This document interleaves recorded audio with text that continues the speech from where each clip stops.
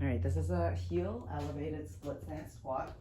So you're going to need some sort of surface to elevate your heel. Here I have a slant block, but you could also use some books or plates and then just throw your heel up on that. The slant block is really useful here because it's gonna help us, especially if you have limited ankle mobility, it's gonna help to maintain a more upright posture. And this is a really good movement to play around with to set us up really well for a pistol squat. A movement where you're going to need to maintain this upright posture in order to keep the leg out in front of you whenever you dip into your squat. So to get started, you're going to place one heel on the elevated surface or just stand on your slant block.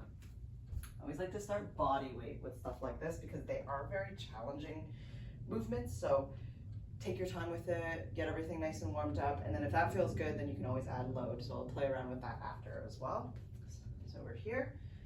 Your other leg is going to come out just a little bit in front of you here, not so far forward that you're leaning forward, but you still want your hips to be right on top of your ankles, and you want your head to be on top of your hips here. That's our starting position. So you just want the other toe out enough that it provides a little bit of support here, and it's going to help you maintain your balance. All right, from here, you're going to move your hips backwards just a little bit because you still want to focus on keeping your torso more or less upright, and then you're going to sink deep into the squat. So the leg that's elevated on the block is going to be taking most of the load, but you are going to take a little bit of the weight on your other leg too, and then you're going to push both feet down to stand up. All right, you want to keep your weight a little bit more backwards here, because once you start shifting your weight forwards, then the lead leg is going to start taking the load. We actually want to be working on the back leg, so you can even use the lead leg to push into the ground to help you get back onto the block and then stand up from here. Okay, you can also use some weight to this, and this is really nice because it can actually act as a counterbalance.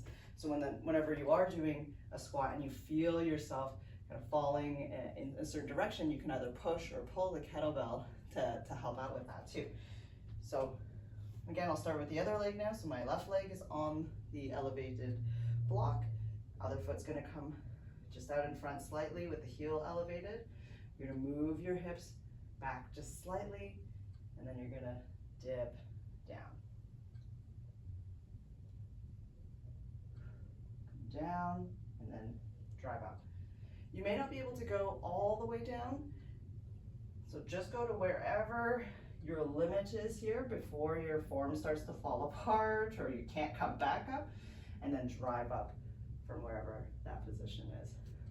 So you may not need it as much on the slant block because it kind of takes the ankle mobility a little bit out of the equation. But if you're trying to play around with this movement without a slant block, you might find that you're going to be falling backwards. That's what the slant block prevents you from doing. So as you're shifting, you're going down and you're finding your hips, your body is moving backwards, you can use the kettlebell and press it out in front to act as a little bit of a counterbalance to help pull you forward. So if you do find you're falling back, even if you're on the slant block here, you can shoot the kettlebell out in front, and that can help you stay right on the block. And work like that too. Play around with that movement, take your time with it. It is challenging, so you just want to move slow and be careful.